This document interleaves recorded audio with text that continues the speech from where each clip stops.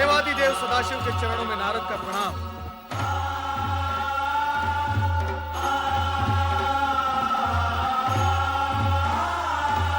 आपकी साधना में व्यवधान डालना मेरे लिए उचित नहीं, किंतु विषय की गंभीरता और महत्व को देखते हुए मुझे धृष्टता करनी ही पड़ी।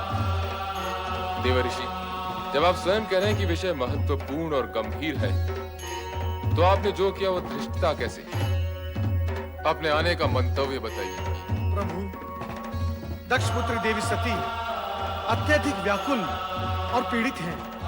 मुझसे उनकी यह दशा देखी नहीं गई और मैं आपके चरणों में चला आया। उनकी पीड़ा का कारण? नारायण नारायण, ये सर्वविदित है कि आप ही नटराज हैं, किंतु हे महेश्वर, नाट्य विद्या के प्रदर्शन के लिए ये समय उचित नहीं है। सब कुछ जानते हुए भी आपका अनभिज्ञ होने का नाटक देवी सती के कष्ट में और भी वृद्धि करेगा। आप तत्काल ये बताने की कृपा करें कि देवी सती और आपके विवाह के बीच भ्राता दक्ष का विरोध रूपी विघ्न जो आ रहा है, उसे विफल कैसे किया जाए? उसका उपाय क्या है?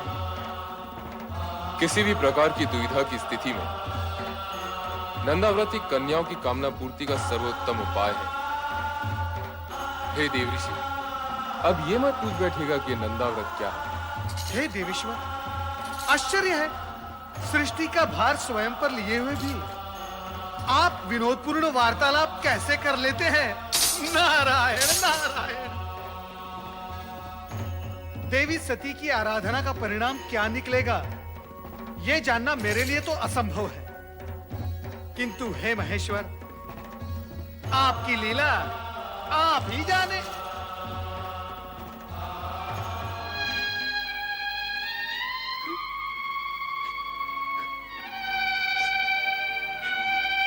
मेरी श्रद्धा, भक्ति, प्रेम, पूजन में न जाने कहां और क्या कमी रह गई है, जो मेरे आराध्य तक मेरा स्वर नहीं पहुंच रहा। वह इस पीड़ा को नहीं समझ पा रहा, जो अपने आराध्य से अलग होते हुए होती है। सती, धैर्य रखो सती, तुम्हारी प्रेम में तपस्या निरर्थक नहीं जाएगी।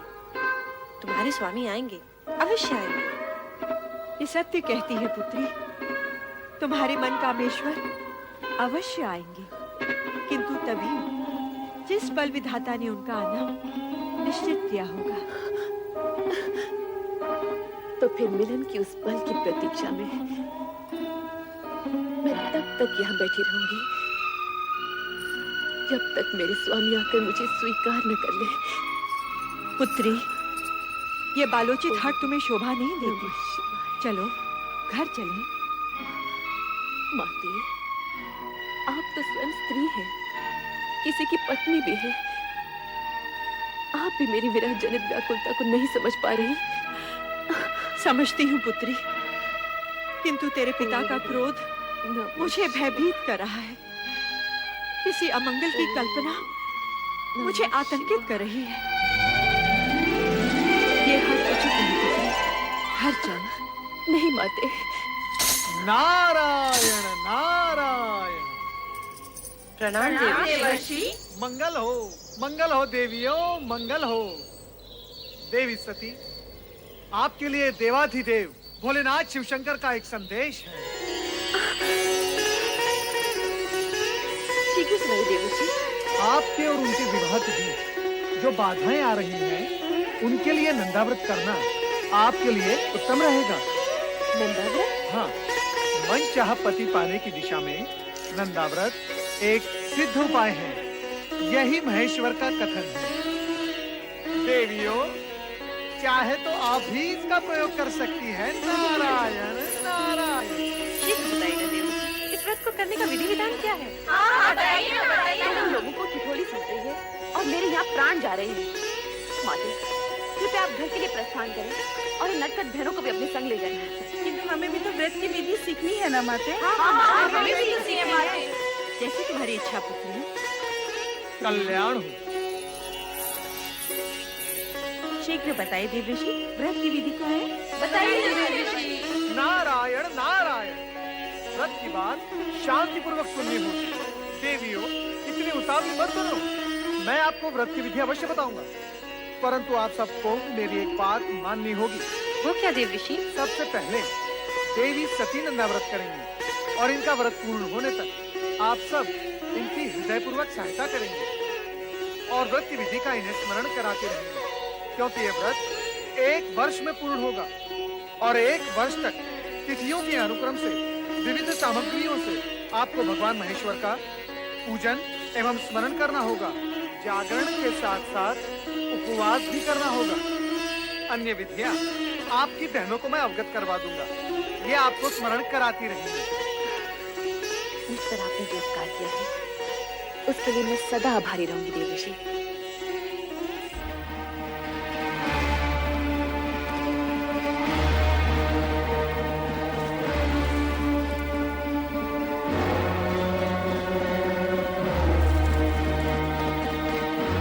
सुलेखा, सुलेखा, जी महाराज।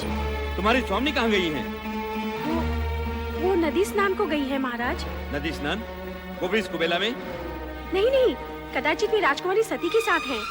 वो तो वहाँ नित्य जाती ही है ना। स्वामी नहीं आ गई महाराज। ठीक है, तुम जा सकती हो। महारानी, सती कहाँ है? वो अपनी बहनों के साथ संध्या भ्रमण के लिए गई है। संध्या भ्रमण? हाँ, या नदी भ्रमण? हम सभी नदी तट पर थे, मैं, सती और उसकी बहनें। परंतु महारानी, मेरी अन्य पुत्रियां और तुम तो आ गई हो। सती को अकेली कहाँ छोड़ आई? मैं जानता हूँ महारानी कि सती वहाँ क्या कर रही होगी। वो वहाँ शिव नाम के खिलौने बनाकर उनके साथ खेल रही होगी। स्वामी, ऐसी बातें मुख पर न लाइए। शिव के प्रति सती की भावना को खेल न कहिए। महारानी, ये माना कि सती की आयु अभी उचित अनुचित का भेद करना नहीं जानती, परंतु तुम उसे प्रोत्साहन दे रही हो। तुम उसे जानबूझकर ऐसी दिशा की ओर जाने की अनुमति दे रही हो जहां दुख ही दुख है, कांटे ही कांटे हैं। स्वामी, यदि आप उसके पिता हैं, तो मैं उसकी माता हूँ। मैंने 9 महीने उसे गर्भ में रखा है, पालन पोषण करके बड़ा किया है। क्या मैं अपनी पुत्री को सुखी देखना नहीं चाहती? महारानी, यदि ऐसा होता तो तुम स्वप्न में भी अपनी पुत्री के लिए ऐसे पति के विषय में ना सोचती जो गृहस्थ धर्म का पालन करना ही नहीं जानता, जो पर्वत श्रृंखलाओं पर बैठा भभूति रमाए बागंबर लपेटे अपने भयंकर गणों के साथ योगियों जैसा जीवन व्यतीत कर रहा हो। ठीक है महारानी, ठीक है। मैं अभी इसी समय सती को बलपूर्वक यहाँ ले आता हूँ। नहीं स्वामी, नहीं। मैं आपसे हाथ जोड़कर विनती करती हूँ, विधाता के लिखे को चुनौती मत दीजिए।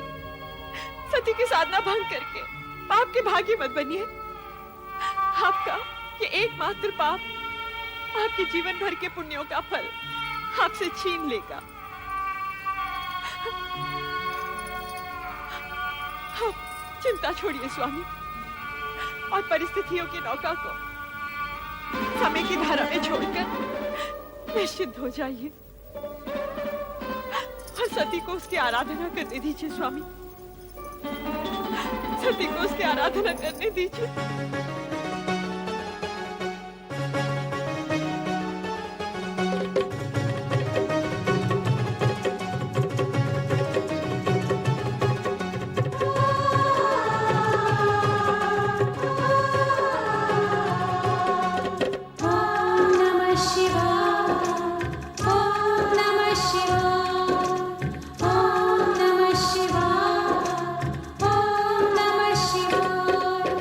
नंदा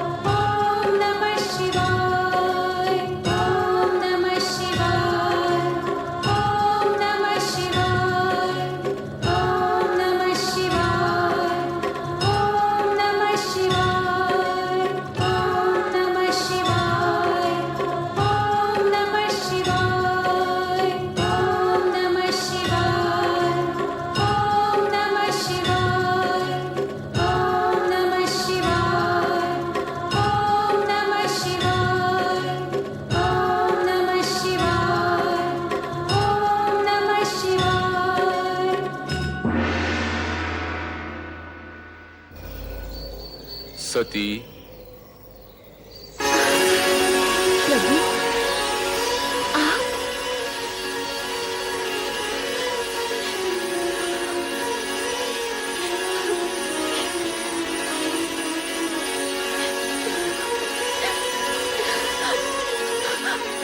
स्वामी, स्वामी, मैं आपके दर्शन पाके धन्य हो गई स्वामी। उठो दक्षिण पिता।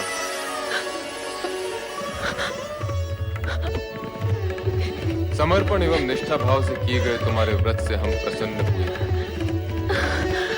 कहो दक्षिणंदिनी, किस प्रयोजन से तुमने इस कठोर व्रत का पालन किया? कहो अपनी मनोकामना। तुम अभीष्ट वर की अधिकारिणी हो। मुझे अभीष्ट वर प्राप्त होगा ना भगवान? अवश्य होगा। कहो दक्षपुत्री, क्या इच्छा है? हे सर्वज्ञ सर्वव्यापी का अंतर्यामी, मेरे मन का सत्य से छिपा नहीं है। मैंने बाल्यकाल से पति रूप में आप ही की कामना की है। इसके अतिरिक्त और कुछ भी इच्छित नहीं है भगवान। तथास्तु। सती, तुम्हारा और हमारा अभीष्ट भिन्न नहीं है। तुम्हारा अर्धांगिनी रूप ही जगत के लिए कल्याणकारी होगा। मैं धन्य हो गई प्रभु, मैं धन्य हो गई।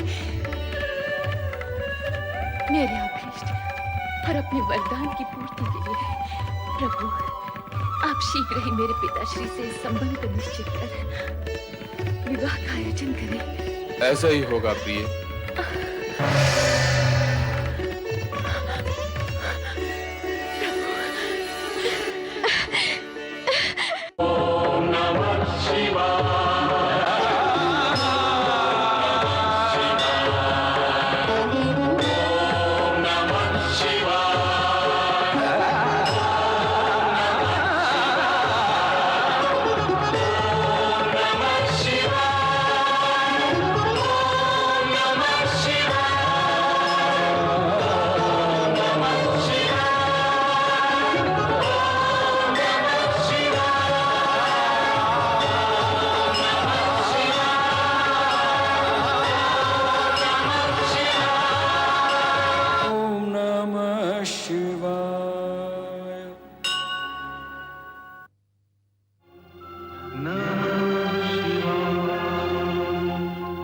नमः